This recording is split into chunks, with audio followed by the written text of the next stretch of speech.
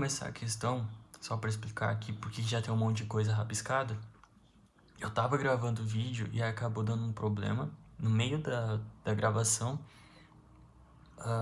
E pra não ter que gastar mais tinta nem mais folha, eu decidi manter o que eu já tinha rabiscado aqui, né? E aí eu vou explicando os passos aqui. E aí, se ficar muito ruim, para vocês entenderem ou acompanhar, vocês podem me chamar depois, que aí eu explico também. Ou a gente pode ver na monitoria também, como é que faz, passo a passo, né?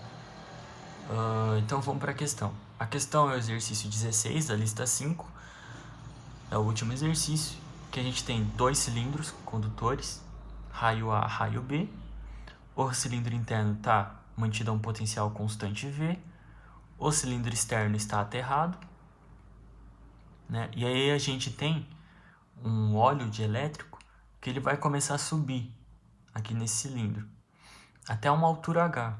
E a pergunta é justamente qual que é a altura H em que esse óleo vai subir, né? Qual que é a altura H máxima que ele vai subir.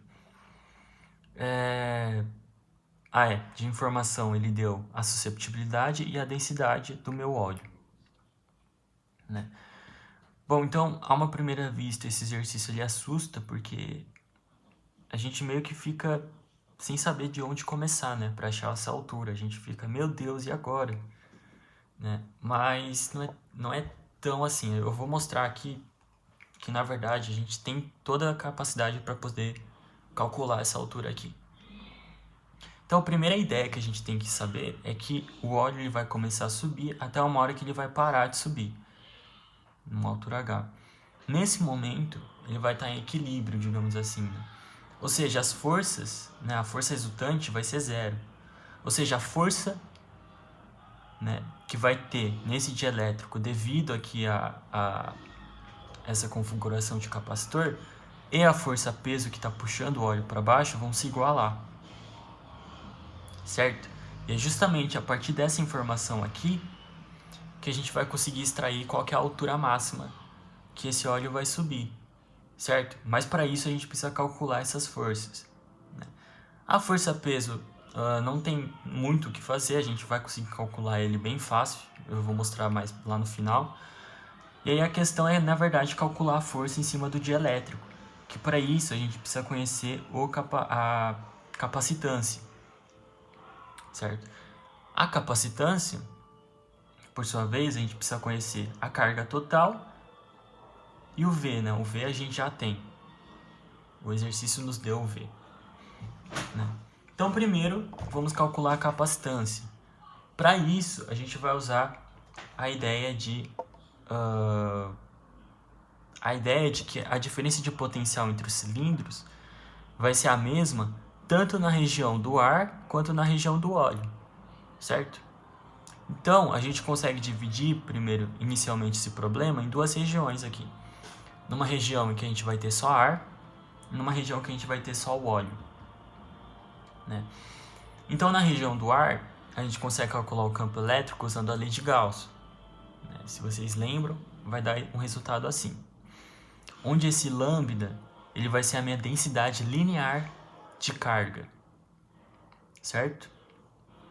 E a partir desse lambda que a gente vai conseguir calcular a carga total, beleza? Então, a gente tem o E, a gente calcula o potencial, né? Você fala, nossa, mas ele já deu o potencial, por que a gente está calculando algo que ele já deu, né? Não precisava. Já vou mostrar por que a gente fez isso, tá? Então a gente guarda essa informação aqui. Agora a gente vai para a região do óleo, né? No óleo, a gente aqui tem um material dielétrico, então a gente calcula primeiro o vetor de deslocamento elétrico. Isso aqui vai sair lá da lei de Gauss para o vetor de deslocamento elétrico, B, onde agora a gente vai ter uma densidade linear de carga lambda linha, que vai ser diferente desse lambda aqui, né? Tendo o vetor de deslocamento elétrico, a gente consegue calcular o campo elétrico, só dividir por epsilon. E tendo o campo elétrico, a gente calcula a diferença de potencial entre B e A, né? E aí, por que eu calculei aqui, né? Porque esses dois vai ter que ser iguais. Essas duas expressões, lembra que eu falei? a diferença de potencial é a mesma tanto no ar quanto no óleo. Então, esses dois V's aqui, eles têm que ser iguais. E aí, se a gente iguala os dois, a gente consegue achar uma relação entre os dois lambdas aqui. Certo? Então, o lambda linha, eu consigo escrever em termos do lambda. Né? Então, isso já facilita muito as contas. E aí, a carga total, basta pegar a densidade linear de carga e multiplicar pelo comprimento do cilindro, né? Então, na região do ar, o comprimento vai ser a altura total menos a altura do óleo. E no óleo é a altura do óleo, o H. E aí, com uma manipulação algébrica, essa carga total vai ser a densidade linear, o lambda, vezes a susceptibilidade elétrica vezes a altura do óleo, mais a altura do cilindro. Então, a gente tem o Q, substitui aqui. A gente tem o V, também, substitui aqui, né? E aí a gente tem a capacitância em função do H, da altura do óleo, certo? Não sei porque que eu fiz a pergunta, porque eu não consigo ouvir a resposta, né? Tá, então, tendo a capacitância, agora a gente consegue calcular a força. Basta derivar em H, né? Então, a resposta vai ser 1 sobre 2v², 2π ε0, que de E sobre ln de B sobre A. E a força no dielétrico.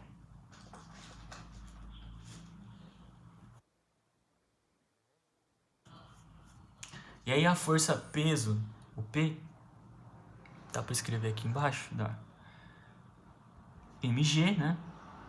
G é a aceleração da gravidade. E o M, a massa, a gente vai extrair ele da densidade. Né? Então, a gente pega a densidade e multiplica pelo volume. Qual que é o volume? A área aqui, né? Então, vai ser...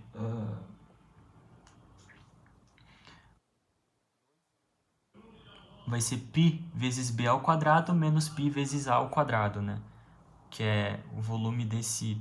a área desse anel aqui. Tudo isso vezes h. Então, π, b² menos a² vezes h vezes g. Beleza? Então, como eu falei, a altura máxima vai ser quando for em equilíbrio, né? Esses dois aí tem que ser iguais. Então, igualando os dois e isolando o h, então o h vai ser meio v², 2π ε0, que E, dividido por ln B sobre A, sobre ρ π b² menos a² g.